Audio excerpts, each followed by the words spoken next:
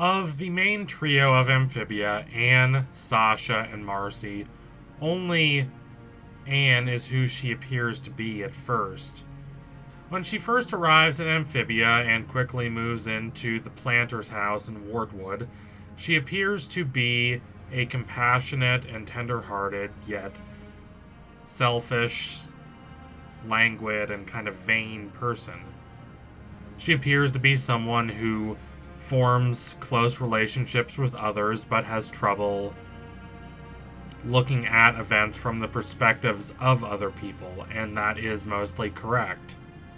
Over the course of the series, she slowly but markedly grows less selfish and a lot more self-aware. She matures into a person who understands the outside world. She matures into a person who takes care of others. She matures into a person who has a much clearer idea of who she is as an individual without neglecting the needs and wants of other people and the societal greater good. This is growth, but it is never growth that causes her to fundamentally reconsider who she is and what she wants as a person. It's more gradual than that. There are no big surprises in Anne's story, no paradigm-shifting moments that completely recontextualize what we thought we knew about Anne. In some respects, she improves from the person she was at the beginning of the show, such as how she becomes more hardworking over the course of the series, but she does not improve in other respects. For instance, she remains as impulsive as ever, demonstrated by how she was willing to run away from the home she has known since she arrived in Wartwood, full of the people who love her, just because Hop Hop hid the box from her, even though he did not hide it from her permanently, and he was more than prepared to give it to her when she asked for it. Or think about the final episode of Season 2, True Colors, in which she allows her anger with Sasha, reasonable as it may perhaps be, to overwhelm her to such an extent that she cannot consider that she might be wrong about how she sees the situation. She might be wrong about Sasha being this selfish, manipulative person who has no desire but to crush the hopes and dreams of Anne. She never considers that Sasha might have a point, and so she never stops to listen to Sasha when doing so could have stopped her from giving the box over to Andreas and preventing the chain of events that led to Marcy's death. So in some respects, Anne improves, in some respects she doesn't, but mostly she is the same person she appears to be at first. Now, Sasha and Marcy are different. The show presents initial views of them that do not end up reflecting the fullness of their characters. Sasha appears at first to be just this stereotypical blonde, popular, bratty, egocentric cheerleader. And though the show does eventually deflate this image of her, it takes a while before doing so. Because she does superficially fit this stereotype, and because she is genuinely charismatic and genuinely controlling, it can be easy to simply adopt Anne's view of her, that she's a villain who does not care about anyone except herself. Now, even Anne does not have this view of her all the time, but in Anne's most impulsive moments, this is the view she takes of her. She views Sasha as a very radically simplified and stereotyped version of herself. In truth, nothing matters more to Sasha than her friends, and that her friends think well of her. She wants to be seen as a hero, not in an arrogant or egocentric way, but in the sense that she wants her friends to kind of look up to her and think of her as the strong one who's always fighting for them. Now, if Sasha has a major flaw, it's that she needs to accept that what she believes is best for those around her is not always what's actually best for those around her. Even when she's right, It's less important than what her friends actually want for themselves. The show very clearly and concisely demonstrates this in the Battle of the Bands episode, and yet so many people seem to ignore or dismiss this aspect of Sasha's character. She's not in any respect a cold-hearted or icy manipulator, and the discrepancy between initial impression and reality is even steeper in the case of Marcy. When we first see Marcy, we see her entirely through Anne's perspective, and Anne's view of Marcy is a mix of selfishness and overprotectiveness. She views Marcy only from her own perspective, and that perspective is that Marcy is a clumsy dork who needs to be protected. Now, I'm not saying Anne doesn't love Marcy and care about Marcy. She clearly does, but I don't think she really respects Marcy as a fully independent person with her own agency.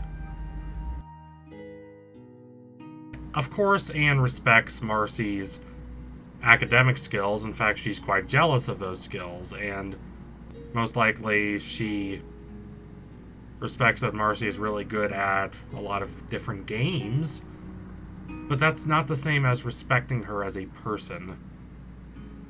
Marcy's constant obliviousness, her desire to absorb herself in the worlds of her games, her detachment from her surroundings.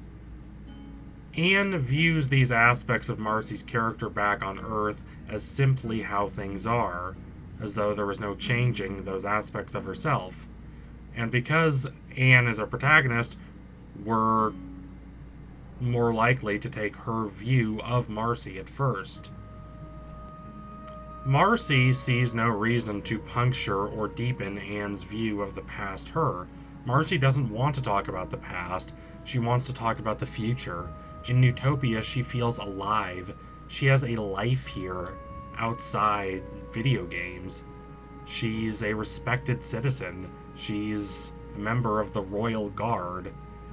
She does so much in this city, from engineering feats to learning the Utopian language in record time.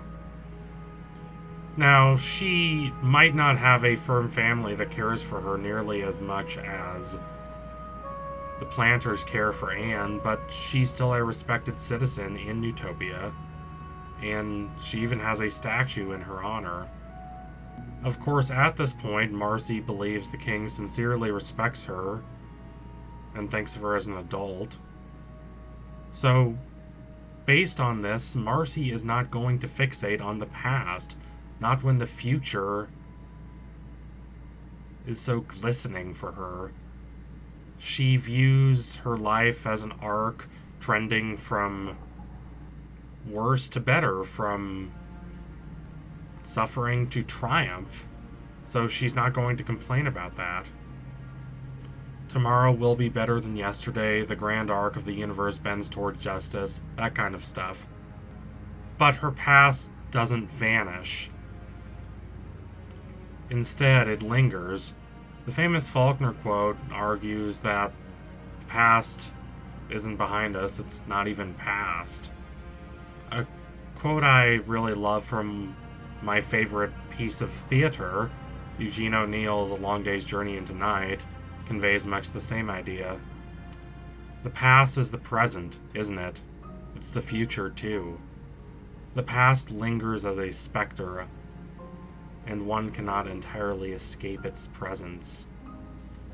Even when it is not directly affecting how characters act, it suffuses through their psychology. Now, Amphibia is not quite as fatalistic as, say, a Faulkner novel or Eugene O'Neill's play, but it does outright state that Marcy's desire to travel to other worlds is a direct result of her dissatisfaction with her home life. This reluctance to return home and her subsequent passionate love of Amphibia leads to her being more trusting, which leads to Andreas taking advantage of her. And this leads to Andreas directly betraying her and indirectly betraying Anne and Sasha. Think about how desperate Marcy is to not return home.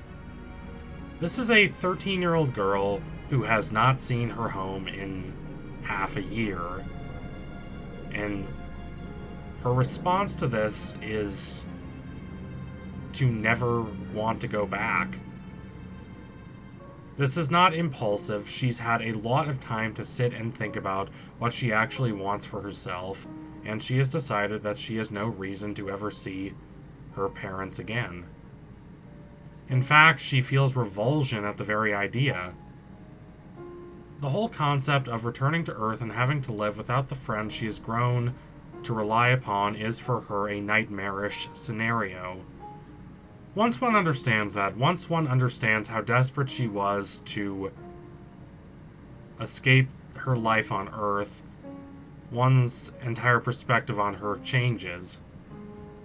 Her obsessive love of RPGs was not just a trait establishing her as a lovable geek, it was a sign of deep dissatisfaction.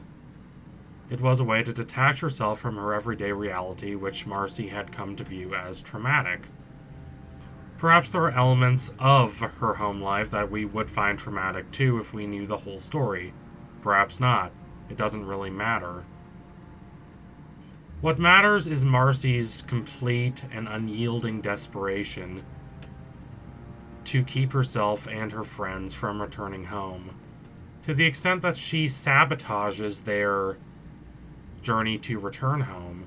When Sasha argues in the third temple that they should open the music box and use it to return home right then, Marcy stops them. Now perhaps, had they opened the music box, it wouldn't have worked, but Marcy doesn't know that. All she knows is that she wants them to keep traveling to distant worlds, and she does not want them to return home.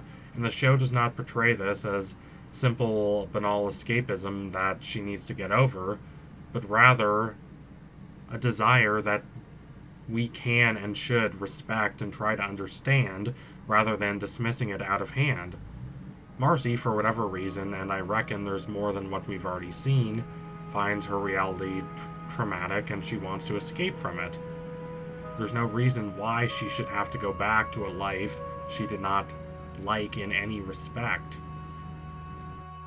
Now, I have to say that the show does not exactly hide these darker elements of Marcy's character from us, the viewers. It's not like the show is playing a trick on us. Rather, it is just that we see Marcy mostly from Anne's perspective, and Anne does not think about these aspects of Marcy's character, and Marcy herself is not one to bring them up. In part because she's introverted and she doesn't like to talk about these darker experiences of her life, and in part because her life, for the most part, in Amphibia is so much better, and she does not want to look back. Marcy's superego, the parts of herself that manage societal expectations, that superego so dominates her personality that she is afraid to express the parts of herself that she's afraid are not socially acceptable. These include her longings, her desperation, and her fears, and her inability to express these parts of herself eventually leads to the downfall of not just herself, but also her friends. It's a sad story. So thank you all for watching. If you liked what you saw today, don't forget to like, comment, and subscribe. Donate to my Patreon if you can and you want to see more videos like this. Keep watching Amphibia. It's a very smart and daring show. It's not afraid to confound and obscure and challenge easy solutions and simple answers. It's not afraid to treat the different and contrasting journeys of these three girls with the respect and nuance that these journeys deserve. Can't wait to see what it does in Season 3. So anyway, tune in soon for my next analysis. It will be coming soon. That I promise you. Thank you all again. Adios, comrades.